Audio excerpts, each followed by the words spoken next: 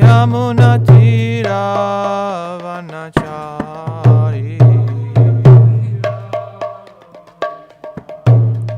Jaya Radha Madhava Kunja Vihari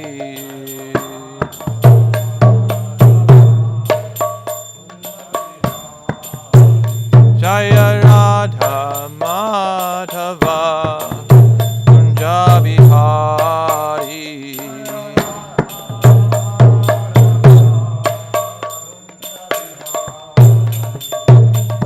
Gopi Jana Vallabha Girivardhari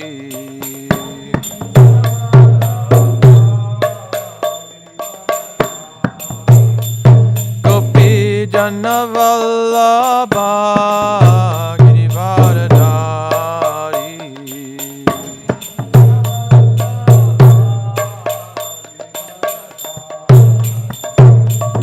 Yashoda Nandana Braja Janaranjana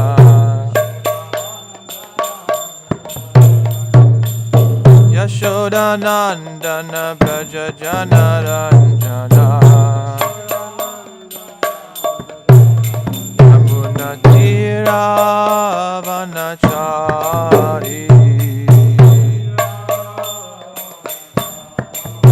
Yamuna Tira Vanachari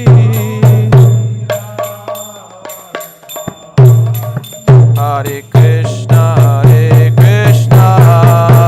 Krishna Krishna Hare Hare Hare Rama Rama Rama Hare Hare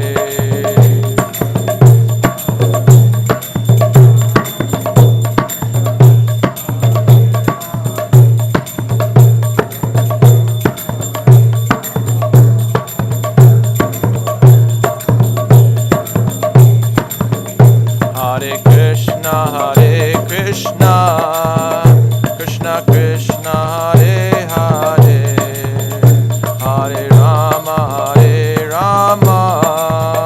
Rama Rama Hare Hare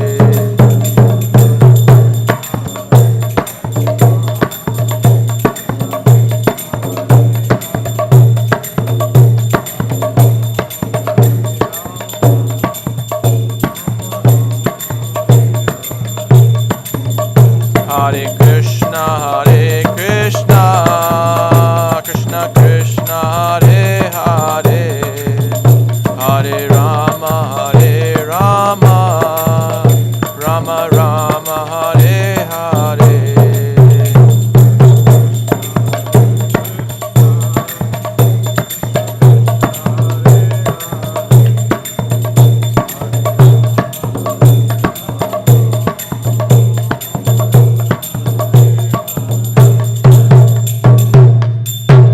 Jai Om Vishnupad Paramahamsa Parivrajaka Acharya Ashtottara Sutta Sri Srimad His Divine Grace A.C. Bhaktivedanta Swami Srila Prabhupada Ki Jai Jai Om Vishnupad Paramahamsa Parivrajaka Acharya Ashtottara Sutta Sri Srimad Bhakti Siddhanta Saraswati Goswami Maharaj Prabhupada Ki Jai Ananta Koti Vaishnava Vrinda Ki Jai Nama Acharya Srila Haridas Thakur Ki Jai Prem Se Kaho Shri Krishna Chaitanya Prabhu Nityananda Shri Advaita Gadadhar Shri Vasari Gaur Bhakta Vrinda Ki Jai Shri Shri Radha Krishna Gopa Gopinath Shyama Kund Radha Kund Giri Govardhan Ki Jai Vrindavan Dham Ki Jai Navadip Mayapur Dham Ki Jai Bhakti Devi Ki Jai Tulasi Devi Ki Jai Yamuna Maya Ki Jai Ganga Maya Ki Jai Samaveta Bhakta Vrinda Ki Jai Taking over the world with Srila Prabhupada's transcendental book distribution Ki Jai All glories to the simple devotees Hare Krishna All glories to the simple devotees Hare Krishna All glories to the simple devotees Hare Krishna All glories to Sri Guru and Sri Gauranga, all glories to Srila Prabhupada, Namo Om Vishnu Padaya,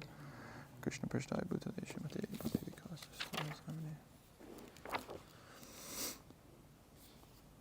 Om Namo Bhagavate Vasudevaya Om Namo Bhagavate Vasudevaya Om Namo Bhagavate Vasudevaya Reading from Srimad Bhagavatam, Canto 2, Chapter 10, titled Bhagavatam is the Answer to All Questions, text number 5. Avatara Anucharitam Harehe Cha Asya Anuvartinam Pungsham Isha Kataha Proktaha Nana Akyana Upabrimhitaha Avataranucharitam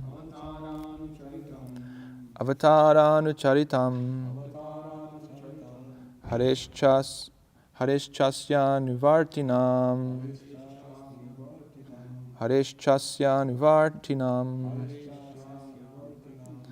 Pumsam Ishakatha Prokta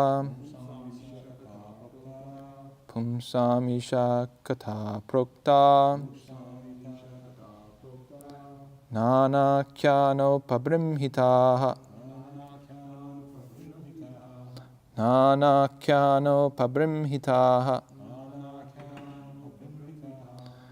Avataranucharitam Harishchasya Nuvartinam Pumsam Ishakatha Prokta Nanakyano Pabrimhitaha Avataranucharitam Harishchasya Nuvartinam Pumsam Ishakatha Prokta Nanakyano Pabrimhitaha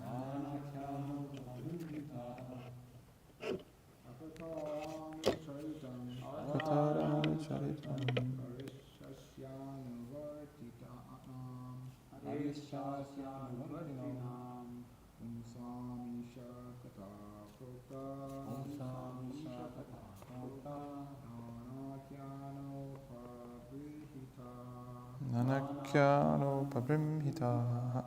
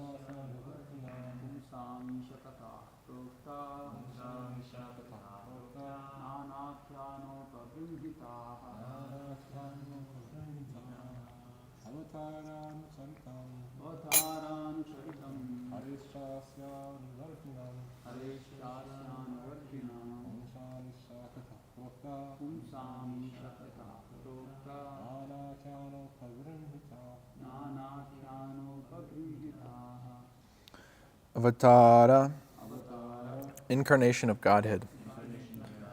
Anucharitam, activities. Harehe, of the personality of Godhead. Cha, also. Asya, of his. Anuvartinam, followers. Pungsam, of the persons. Ishakataha, the science of God. Proktaha, is said. Nana, various. Akyana, narrations. Upabrimhitaha, described. Translation and purport by His Divine Grace A.C. Bhaktivedanta Swami Srila Prabhupada Ki Jai. Translation. The science of God describes the incarnations of the personality of Godhead and His different activities together with the activities of His great devotees. Purport. During the course of the existence of the cosmic manifestation, the chronology of history is created, recording the activities of the living entities. People in general have a tendency to learn the history and narrations of different men and times, but due to a lack of knowledge in the science of Godhead, they are not apt to study the history of the incarnations of the personality of Godhead. It should always be remembered that the material creation is created for the salvation of the conditioned souls. The merciful Lord, out of His causeless mercy, descends to various planets in the material world and acts for the salvation of the conditioned souls. That makes the history and narrations worth reading. Srimad Bhagavatam offers such transcendental topics of the Lord in relationship with great devotees. Therefore, the topics of the devotees in the Lord are to be given respectful oral reception. Om Jnana Timirandhasya Jnananjana Shalakaya Chakshur Unmilitam Yena Tasmai Shri Gurve Namaha Shri Chaitanya Mano Pishtam Stapitam Yena Bhutale Svayam Rupa Kada Mahyam Darati Svapadantikam Vandeham Shri Guru Shri Utaf Padakamalam Shri Gurun Vaishnavans Cha Shri Rupam Sagrajatam Sahagana Raghunatam Vitam Tam Sajivam Sadvaitam Savadutam Parijana Sahitam Krishna Chaitanya Devam Shri Radha Krishna Padan Sahagana Lalita Shri Vishakhan Vitam Cha Hey Krishna Karuna Sindho Dinabandho Jagatpate Gopesha Gopika Kanta Radha Kanta Namostate Tapta Kanchana Gaurangi Radhe Vrindavaneshwari Rishabhanu Sute Devi Pranamami Haripriye Vanchakalpatrubhyascha Kripasinubhyevacha Patitanam Pavanebhyo Vaishnavebhyo Namo Namaha Nama Om Vishnupadaya Krishna Prashtaya Bhutale Srimate Bhakti Vikasa Swaminiti Namane Nama Om Vishnupadaya Krishna Prashtaya Bhutale Srimate Bhaktivedanta Swaminiti Namane Namaste Saraswate Deve Gauravani Pracharine Nirvishesha Shunyavadi Paschatya Deshatarine Jai Shri Krishna Chaitanya Prabhu Nityananda Shri Advaita Gadadhar Srivasadi Gaur Bhaktivinoda Hare Krishna Krishna Krishna Hare Hare Hare Rama Rama Rama Hare Hare Vagisha Yasya Vadane Lakshmi Yasya Javaksasi Yasyaste Hridaye Samvit Tamnasamam Hamje Yasa Devi Parabhaktir Yata Tevi Tatagaro Tasyate Katita Hyarta Prakashante Mahatmanaha Avatara Anucharitam Harish Chasya Anuvartinam Pungsam Isha Kata Prokta Nanakyano Pabrimhita.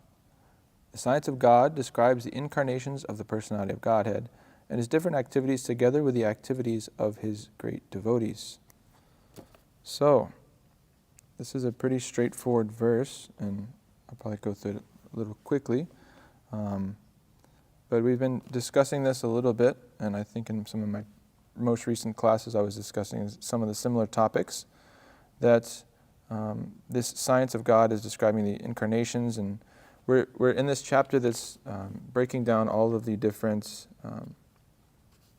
aspects of in the Bhagavatam there's these 10 divisions of statements, right? So we've been through a few of them so far. I'll just recap what those 10 divisions are.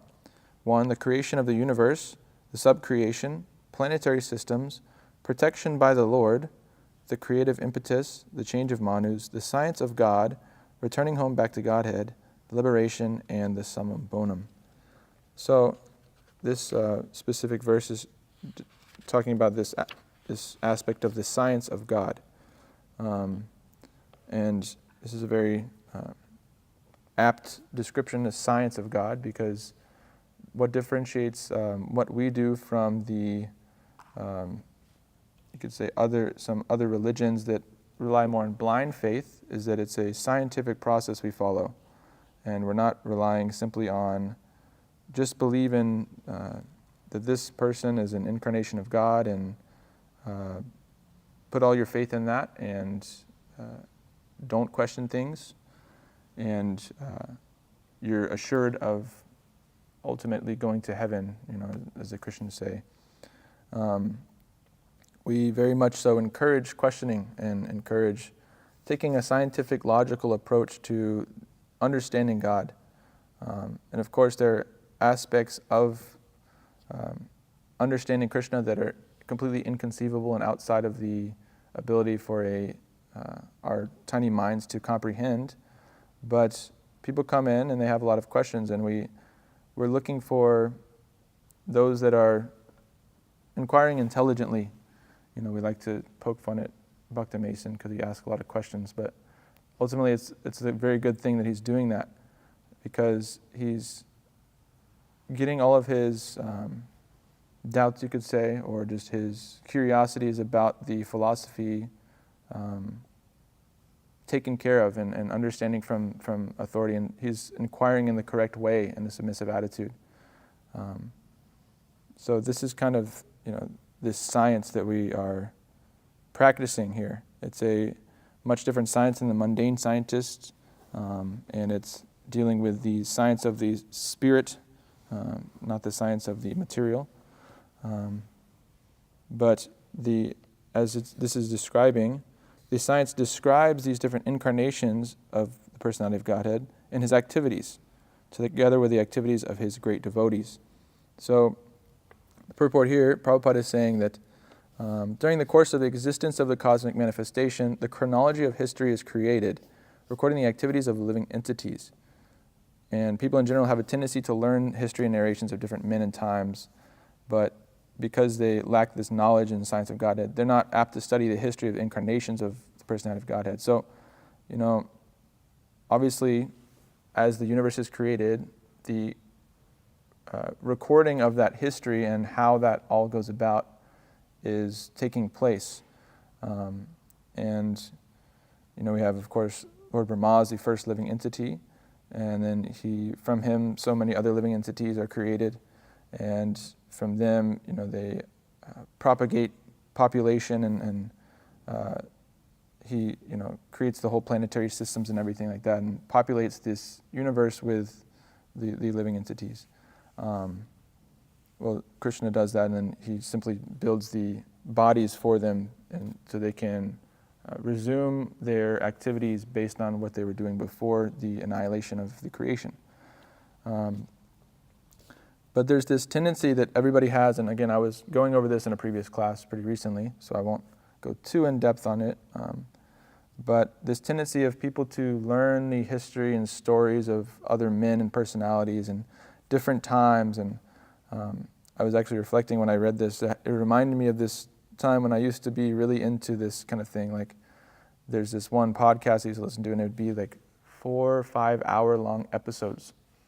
And I used to drive Uber for a living, and so I would just pop in my AirPods or whatever and just listen to this podcast all day. And it was like this one guy talking about World War II. This just like the U.S. versus Japan, and it would be like 20 hours long, and it would be all in the details of like this battle and this soldier and these stories, so many stories, right? And he told it in a very compelling way, and I was completely engrossed in that.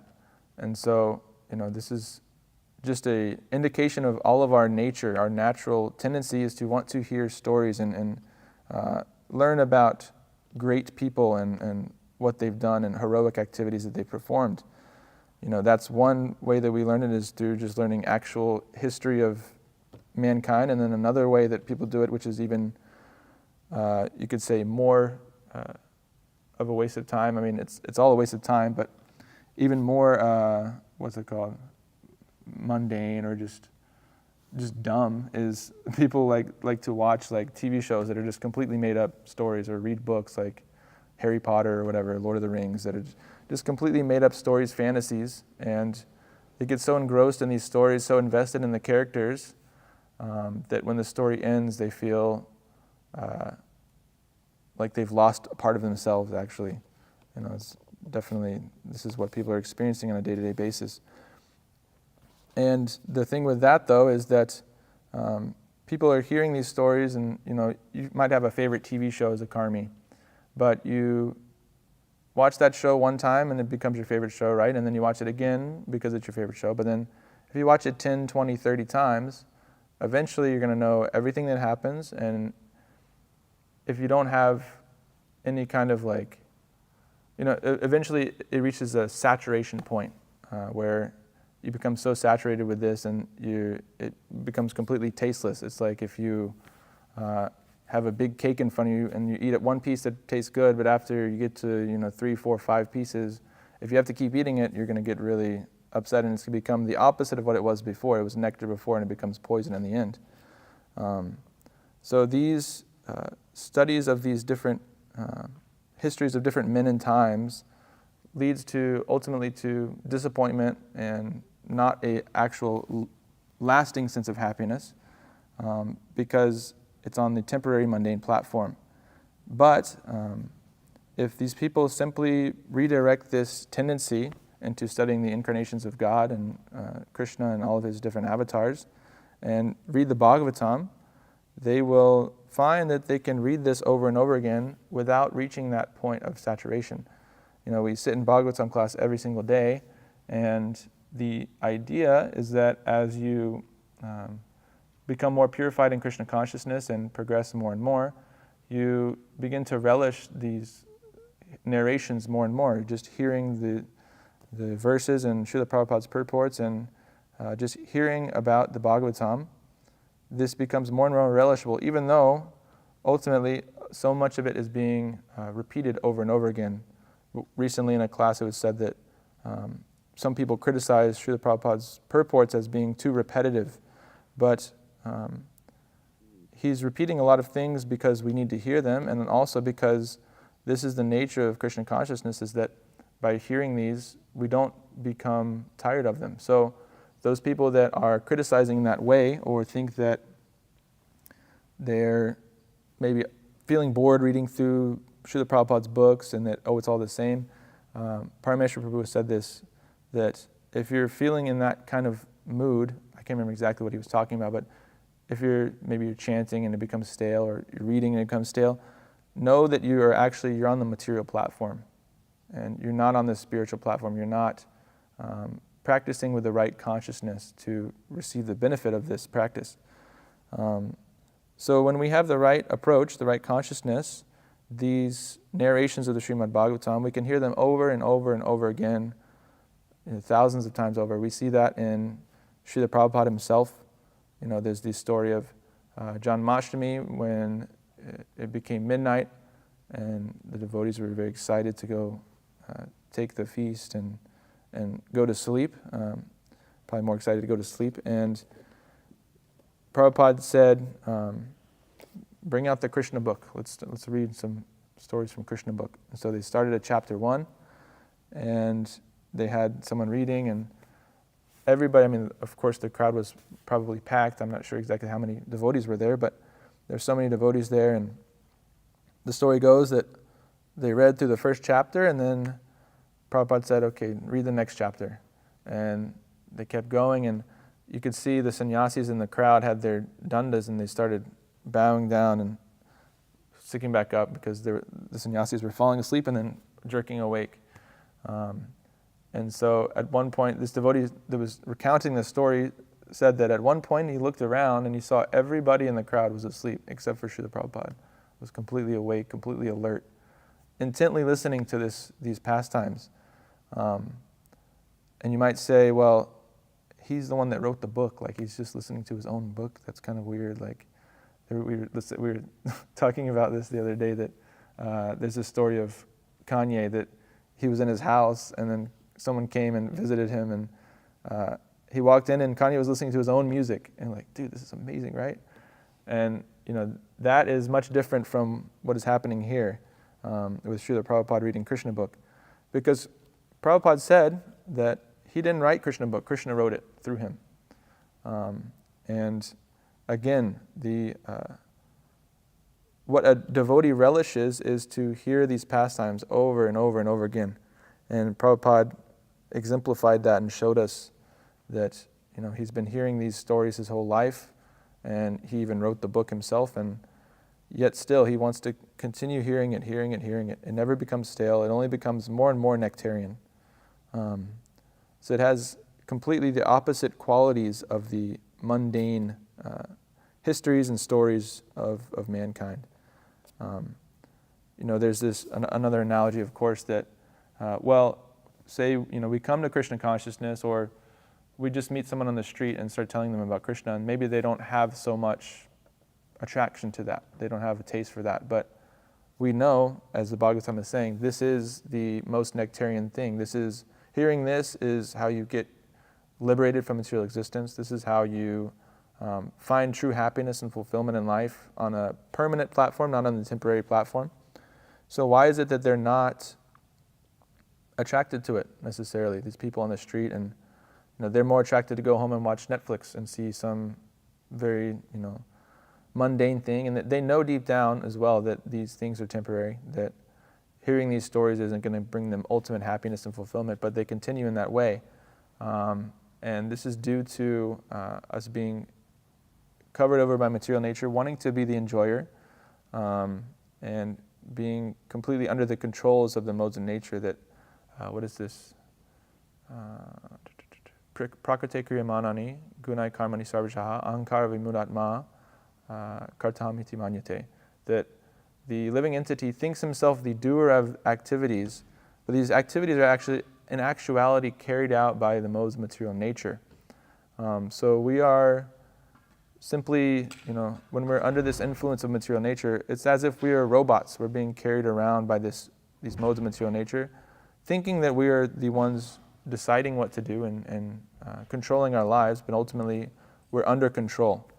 And it's also this is also compared to jaundice, that the living entity under the influence of these modes is compared to a jaundiced patient that the sugar candy of the Bhagavatam, when tasted, tastes very bitter, and they don't have any attraction for it.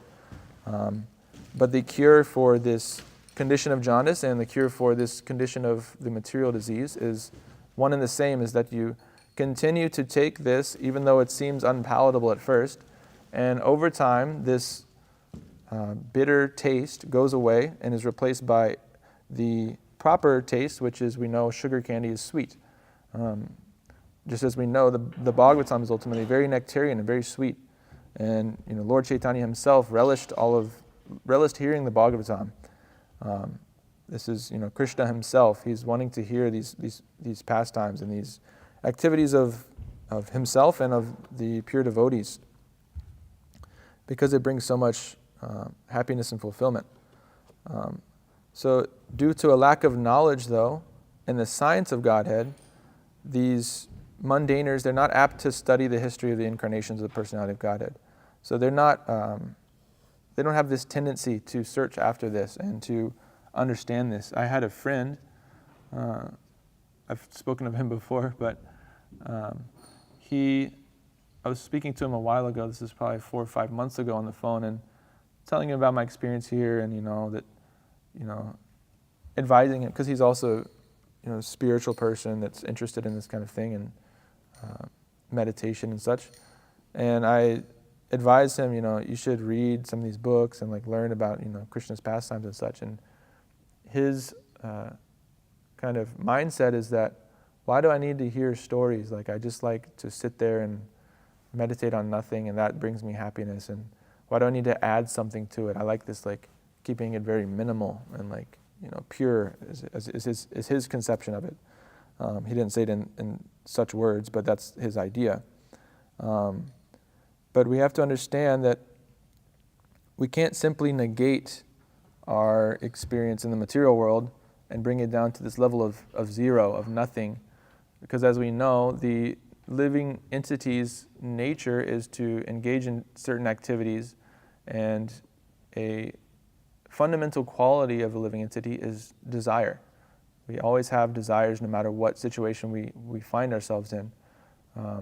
So we have to simply transform those material desires into spiritual desires, and these material activities into spiritual activities.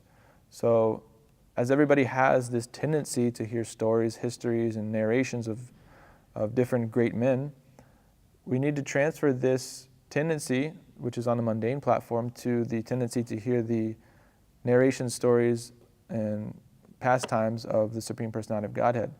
And his activities are so much more fantastic and wonderful than any mundane personality.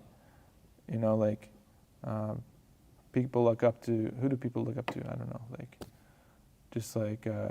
Gandhi is one that one of the people who used to this man that people like to look up to, people that came from nothing and then became huge people.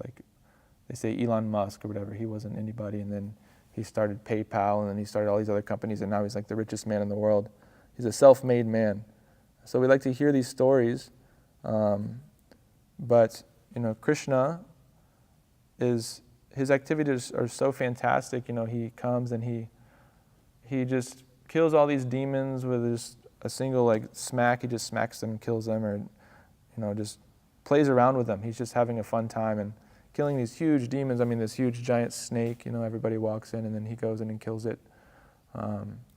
These huge, scary demons that, any mundane, even the greatest human warrior would be terrified of. He just easily kills them. And, you just look around, there's so many amazing pastimes. Garuda, not Garuda, what's his name? Gajendra, yeah, Gajendra. And Lord Vishnu flies in on Garuda. He runs, and then he carries Garuda, it's said, that because Garuda couldn't keep up, he was running so fast. He flies across the entire creation from his abode all the way down to the material world just to rescue his devotee. These are inconceivable things for a mundaner, that even when they make these fake stories like Harry Potter and Lord of the Rings and stuff, they don't even think of anything as fantastic as what the Lord does.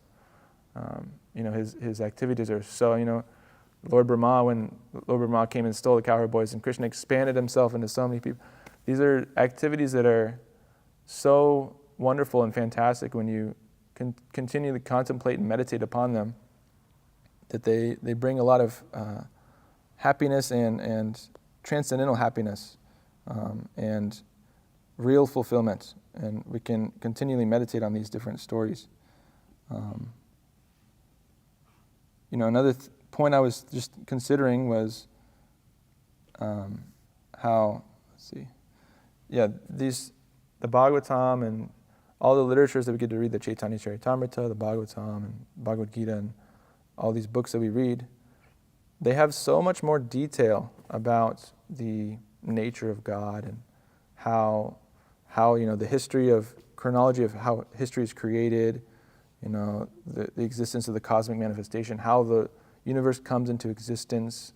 These universes are emanating from the pores of the Mahavishnu, and there's countless universes, and Lord Brahma is created, and then he creates the secondary creation. So there's all this detail, and whereas on the contrary, like the Bible just says, on the first day God created this or whatever, and then on the seventh day he rested. Like, it just goes through like, okay, in a week he created this, and it's very vague, and it doesn't even say what is God's name, what does he look like, who is like the first created entity. Like, it doesn't go into detail at all. It's very vague, and it's very you can say uninspiring, I guess. But it leads to, I was talking to Chandan Acharya Prabhu about this a little bit yesterday, that these vague and undetailed and unsure descriptions of God that are prevalent in other traditions can easily lead to the proliferation of atheism. I know that was, in my case, that was what happened, because I grew up in a Christian background, and then when I started to question things and think a little bit more deeply and ask some basic questions, there was no answers. I was told, just believe it and believe it and you'll go to heaven. Don't believe it and you'll go to hell. So this is very discouraging for a young, inquisitive mind. And actually, this is documented. I don't have any reference for this, but I remember hearing somewhere, I think maybe Vishnu Chittaprabhu was talking about this, that in England, I think it was, or somewhere, anyways, they were having a debate. They had a big debate between the Christian priest, whatever, who was the figurehead of the Christian church at that time, and a scientist. And the scientist just destroyed him and asked, by asking very simple questions that he couldn't answer. And the whole crowd, and it changed the culture, this kind of debate and defeating the Christians in that way.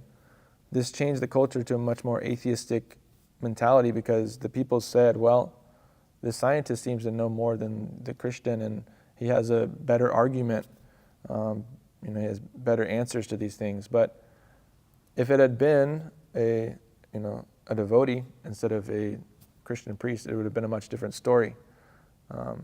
We see, of course, like Lord Chaitanya went around and defeated so many impersonalists and Mayavads.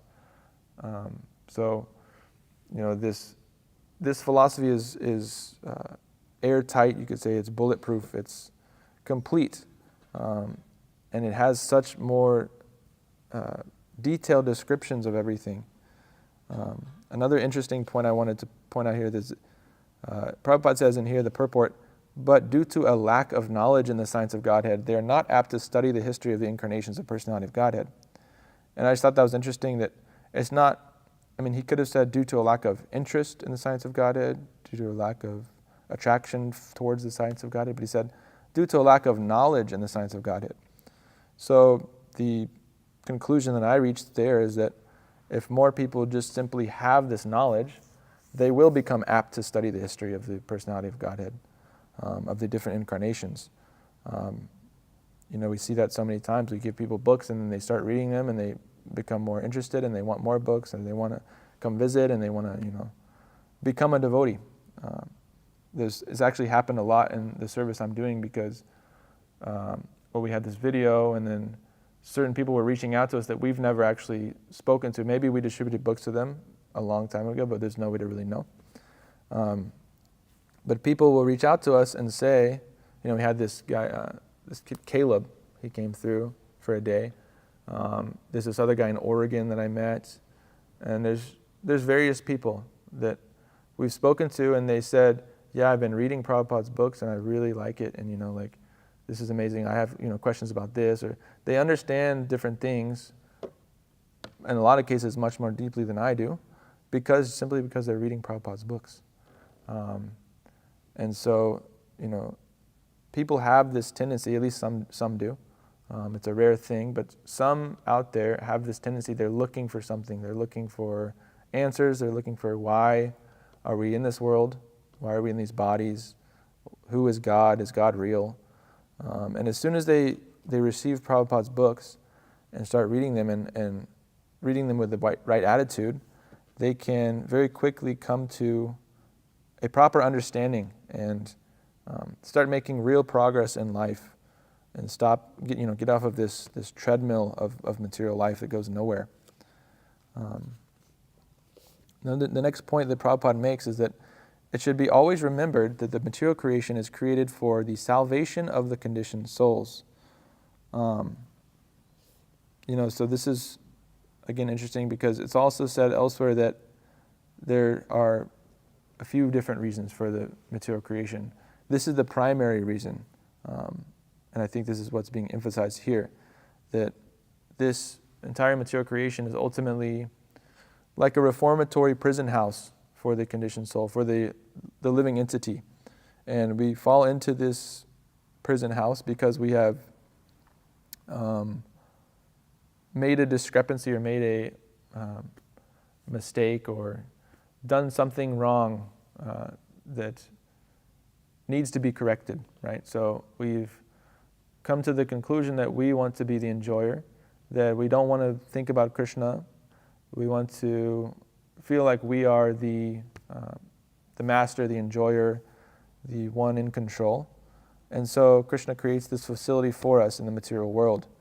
But ultimately, it's not that, the other reason is that so we can play out these childlike fantasies and fulfill our childlike desires to enjoy.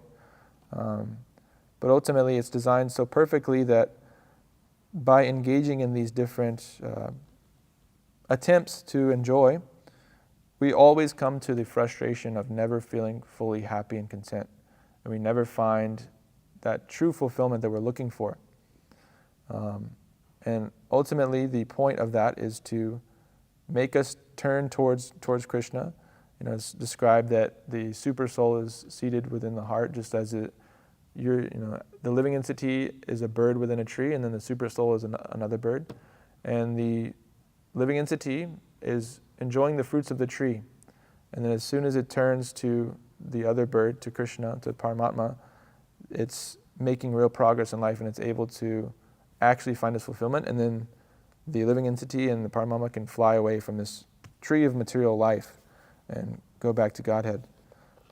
So ultimately, this is all nicely, perfectly designed for us to become frustrated with material life eventually.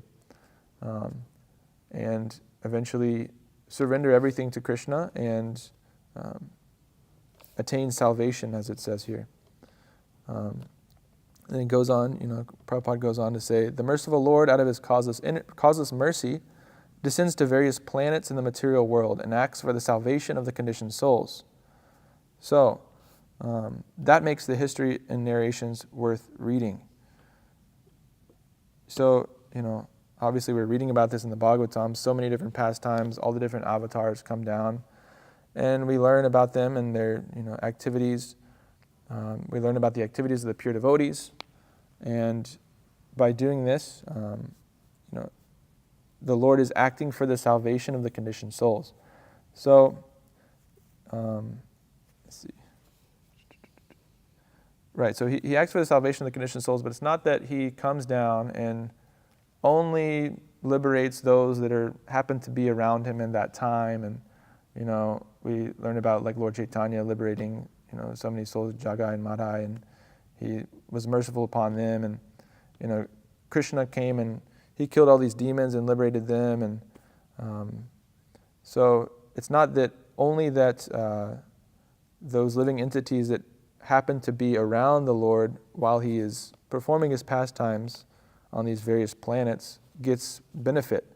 Actually, we all get benefit if we want it, because we have these books. These books are describing the pastimes of the Lord, and ultimately it's said that these books are non-different from the Lord. So I was thinking about this when I read this, that the merciful Lord descends to various planets and acts for the salvation of the conditioned souls.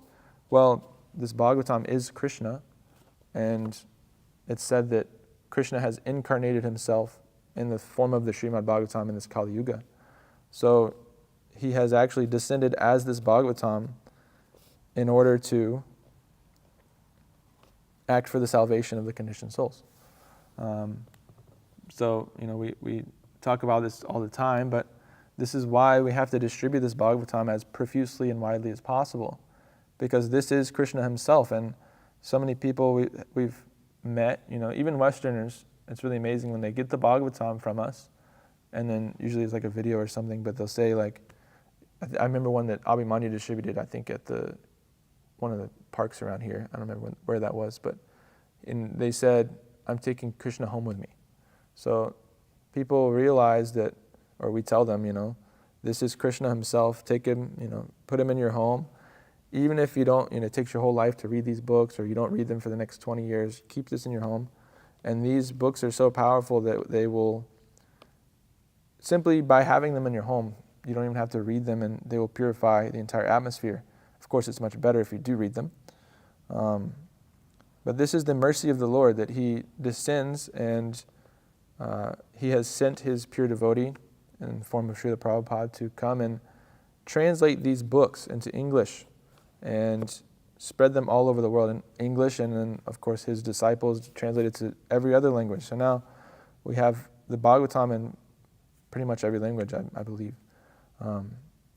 So it's widely available to everyone, and this is something that wasn't the case even just 100 years ago. Even for a person in the West to have even heard of the name Krishna is so rare, maybe even unheard of. Now we go out on the streets, and so many people, there's this really nice video of this guy at some university in Florida that met the devotees the other day. They were distributing books out there, and they approached him, and then he said, "Is this Krishna?" And so this is spreading all over the world thanks to the mercy of Srila Prabhupada, the fact that he perfectly followed his spiritual master's orders and had perfect faith in them, in the orders of his spiritual master. He was able to, he was empowered by the Lord to spread this Bhagavad Dharma all over the world and translate all these books for our intense study and scrutiny for us to read over and over again. He put so much work into this, we should really attentively pay attention and attentively listen to, read, study, preach, and distribute these books. So this is what makes the history and narrations worth reading, is that the Lord is descending and acting for the salvation of the conditioned souls. The Srimad Bhagavatam offers such transcendental topics of the Lord in relationship with great devotees. Therefore, the topics of the devotees and the Lord are to be given respectful oral reception. This is another interesting point I wanted to speak on, is that respectful oral reception. This is another thing I've been contemplating on lately, is that, again, you don't really think of in a mundane setting that you're listening to a book, or like you're listening to someone speak, or you're maybe reading a book that you want to enjoy and like watching a TV show. You don't think of it in the with the idea of doing so respectfully. You don't really have like respect for like your favorite TV show. You don't have like respect for your favorite music. You're generally just absorbed in it, but you don't approach it with a humble and submissive attitude or anything like that. You approach it with the idea of being the enjoyer of that. So we should similarly change our mindset and our approach in that way, and we should respectfully approach the Bhagavatam and the spiritual master, and give this respectful oral reception. Try to fully hear, very concentratedly hear. And this goes for chanting our rounds. This goes for being in kirtan and going on Harinam, and even distributing books and speaking to people and really trying to hear what you're saying to people, and be very, very present in whatever service you're performing at that time. Even if it's just washing pots, it seems seemingly not so significant. You can be thinking about something else and doing it, but by focusing on the devotional service we're performing, this is how we come closer to Krishna. This is how we show Krishna that we're trying, because Krishna's within our hearts. He's inside. He knows what we're thinking. So if we're thinking about something else, some mundane topic while we're washing pots, ultimately Krishna sees that, and he sees, okay, he is washing pots for me, that's good, but he's somewhere else, and he wishes he was somewhere else. He wants to be doing something else. But someone that actually cares for a servant that cares for the master, or a friend that cares for a friend, or whatever, when they're dealing with that person, they're dealing very attentively and caringly and respectfully, and they want to be there for that person. If you are like married or something, and you have your wife's talking to you and you're just like off in la la land thinking of something else, she's probably going to get fried out. She's going to be like, why aren't you listening to me? You're not paying attention to me, this and that.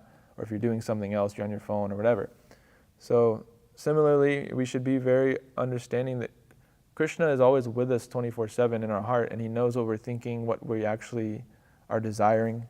So we should really work to use our free will and our intelligence to concentrate the mind upon whatever devotional activity we are performing at that moment. And we should be engaged 24/7 in different services.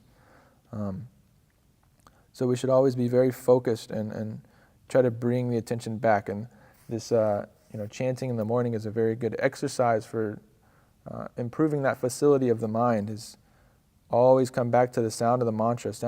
And again, if it gets boring or it feels like it's not doing much, it means that we're on the material platform. We're not on the spiritual platform. We're not actually experiencing the depth of the holy name. I had a few other things I wanted to cover. Let me see.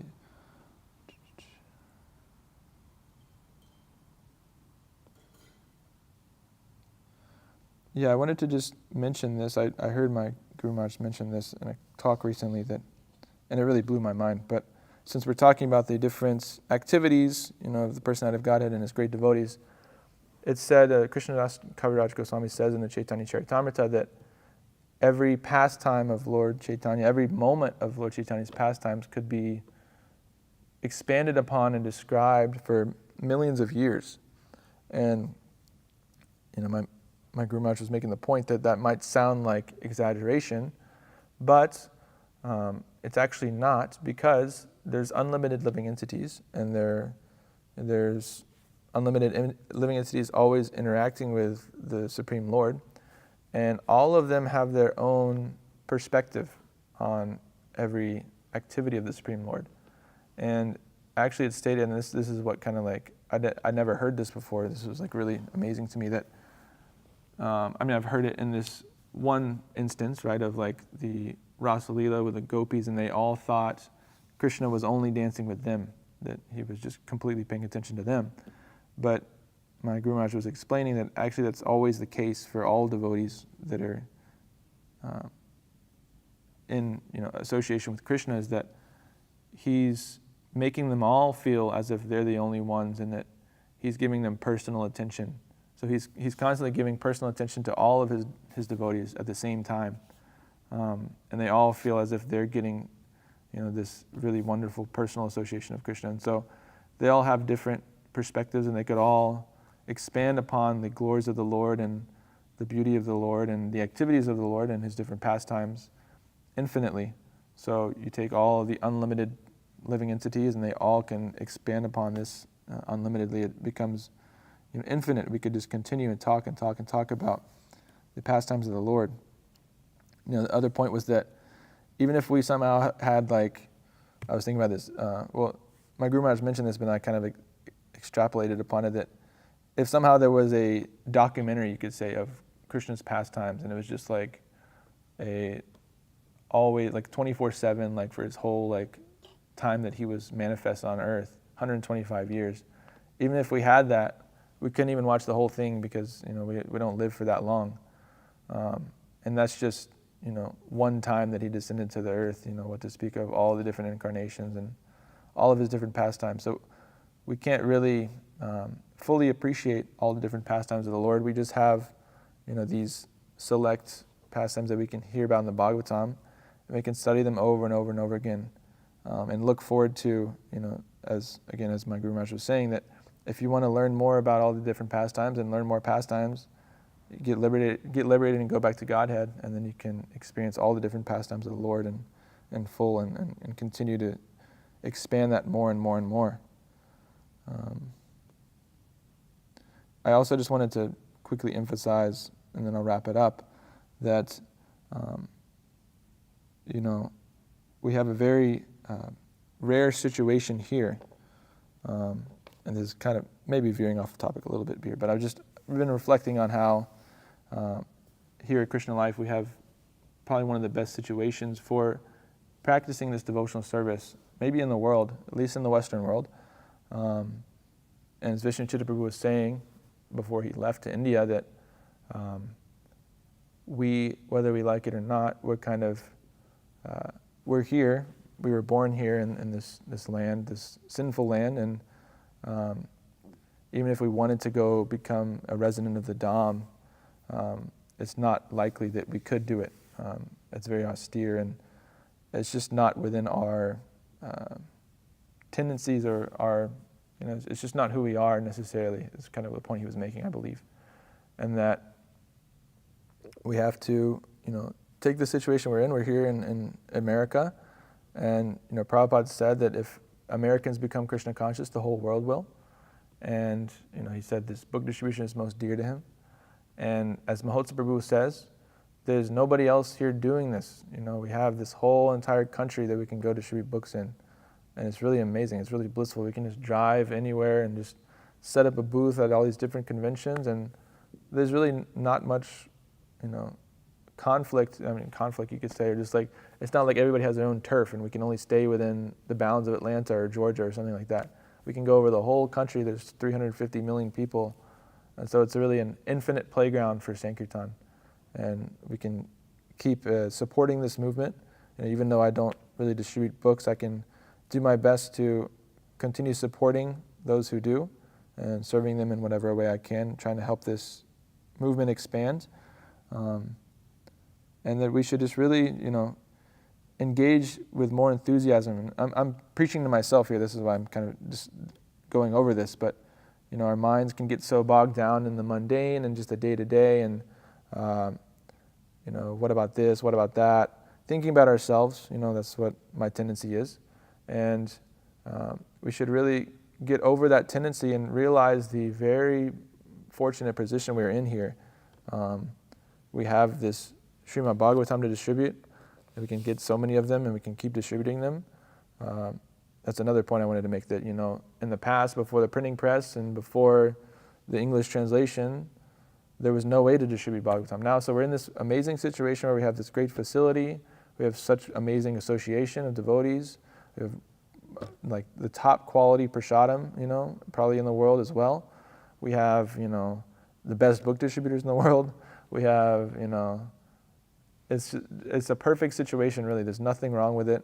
And it only comes down to our own enthusiasm, our own determination. And this is how we can really make a lot of advancement and make a big dent in Maya and really deal a huge blow against the material energy and help to bring a lot of conditioned souls into Krishna consciousness, is continuing on this path. And like Mahosa Prabhu says, that all these Bhagavatams are being distributed. We did almost 2,000 last year, and then we'll do maybe 4,000 this year. These are all being distributed. We don't know what's going to happen. It's like a time bomb or something, or a landmine. Like you put it there, and like you don't really know. Like, okay, like what's going to happen? It's just it's not that instantly, a million people are going to come join, but these Bhagavatams are now in so many people's houses all over the country, and they'll continue to be more and more and more, and we'll create this Bhagavatam belt instead of the Bible belt. And the impact is going to be completely more than we could ever understand. I believe it was actually my Guru Maharaj that said that Mahosa Prabhu asked him, Guru Maharaj, what is going to happen? All these Bhagavatams are being distributed. He says something amazing is going to happen. So we have to just, continue on, have faith in that something amazing will happen, and we will continue to please the spiritual masters, all the acharyas, and Krishna himself if we continue on this path of distributing these books and supporting those that do. So, okay, I'll end my class there. If anyone has any questions or comments, corrections, please, at the mic.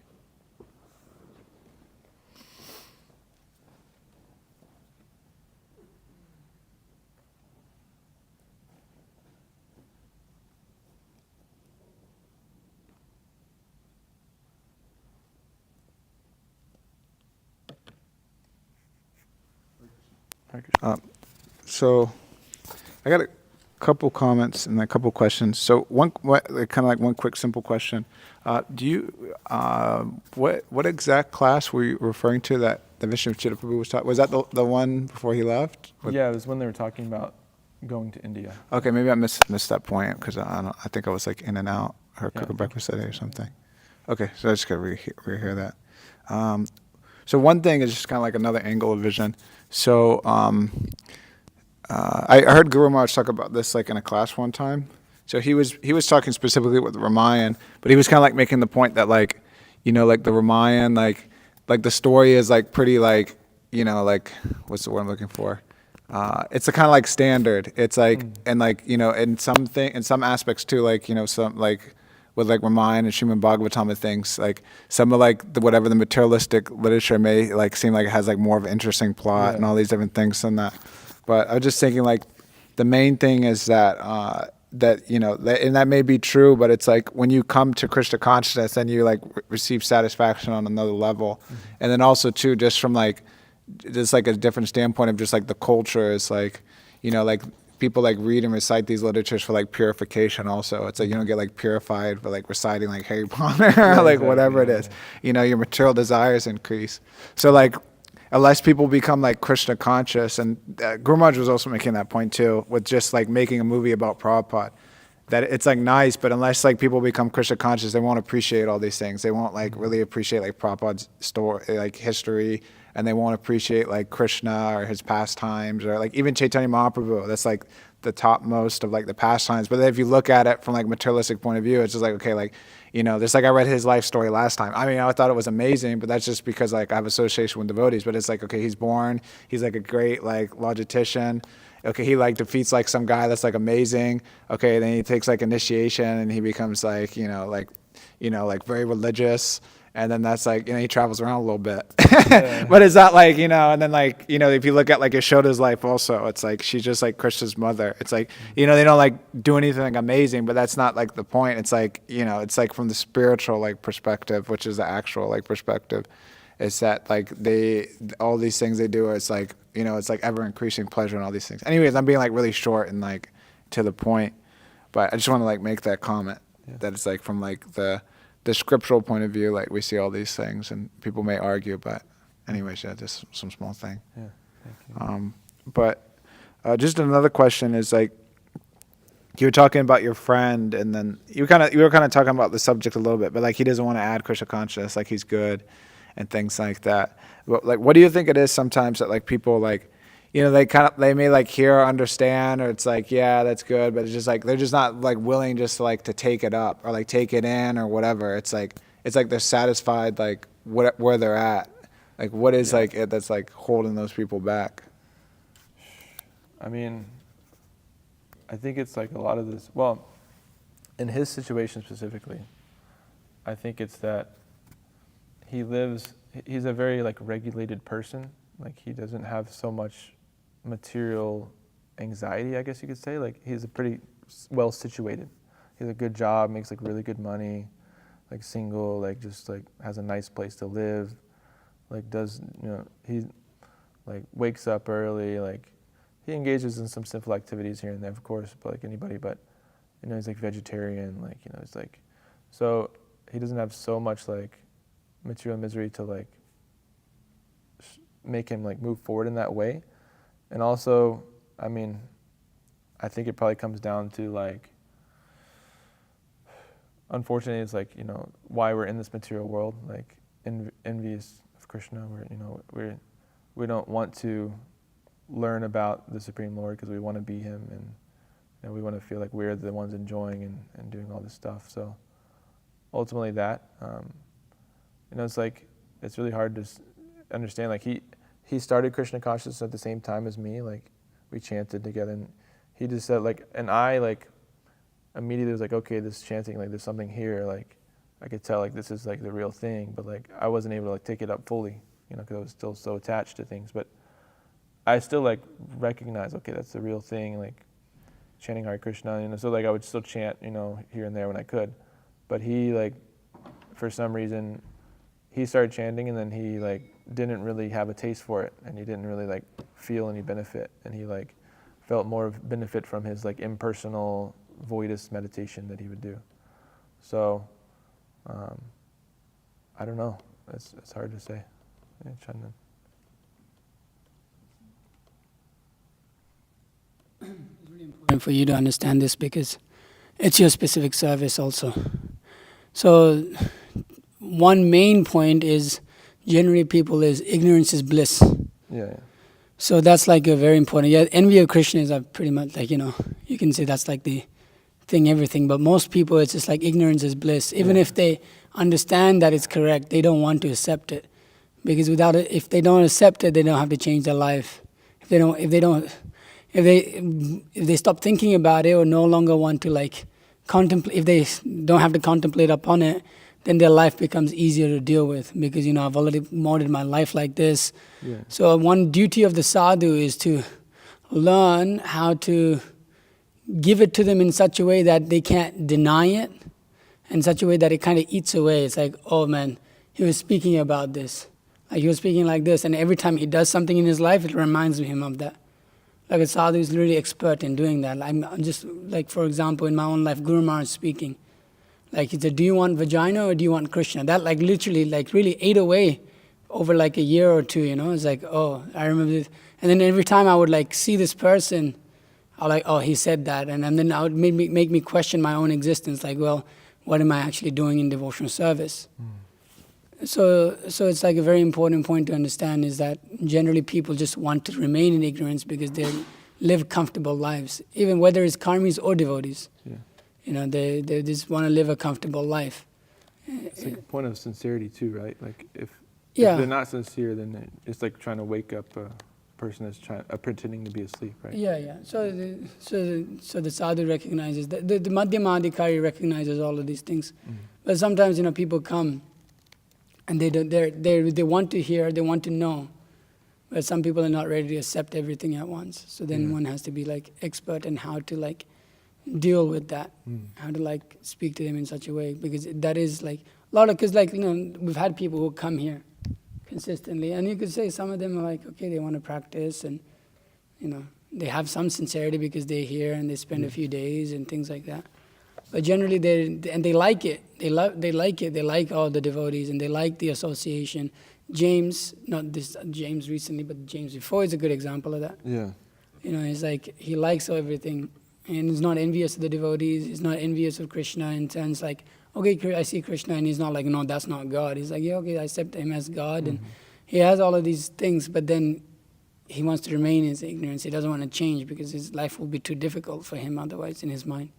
Yeah. So like there's those cases too. But like, yeah, just it's an important point. That's good, yeah. I got some other stuff. Anybody? You got something? Go ahead. Just a question. So, you were talking earlier about like atheism, and how like just because of ignorance, kind of like people aren't getting their questions answered, so it's kind of like more widespread. But I was just thinking like, there's like another angle on that. It's like, it seems like previously like people, at least from like what we hear, is not like the Vedic times, but just like like maybe during the advent of like Christianity and like Islam and things like that. It seems like people also may have not been so educated, but they were like religious. So it's kind of like makes me think like, what's the difference like nowadays? Yeah. Yeah. I was thinking maybe it's like because of like just like the whatever the growing of like science or things like that, maybe in technology, is that people nowadays though, because like Prabhu would talk about that in India, like the farmer's not intelligent, but like he knows that like the rain is like due to Bhagavan, and then he sees like a sadhu, he bows down because he knows he's like a holy person, and then they like believe in like karma and reincarnation. But like nowadays it's like, well, the rains, we're so advanced, it's like because of the clouds and this and that, and like there's no reincarnation because we know now that like whatever, that the brain is like the center of all activity, and once the brain stops and like the heart stops beating, and perhaps things. another thing that could be is like people think that, we were talking about this yesterday, that like science and technology is advancing so much, and like because of that we have like now we have planes and cars and like air conditioning, like all these nice things that like seem to be improving people's lives. They like, people like these things, their phone, like oh well, this is science is giving me all this, like God, like they think, what am I getting from God, that kind of thing. So it could be in that mindset too. And like science comes up with all, like science has, like you said, so much more explanations for things now. Like they have some kind of bogus explanation how the universe was created or like came into existence and how we like evolved and all this. They didn't have evolution theory back then. They didn't have like basic like they didn't have the Big Bang theory. They didn't have like, oh, atoms are there and like there's like quarks and like whatever, I don't know, physics. Nobody's willing to question them either, because it's like, what do you know as a layman? Exactly. How much can you know? These guys have been studying it their whole life. So like I just accept what they say without thinking much about it. It's just like, and because you can build, you make a smartphone. Oh wow, these people know so much. So they must know how everything works. Exactly. And so I accept their idea just because they can build a smartphone. Okay. What did you have? Anything else? Right. Srimad Bhagavatam ki jai. Srila Prabhupada ki jai.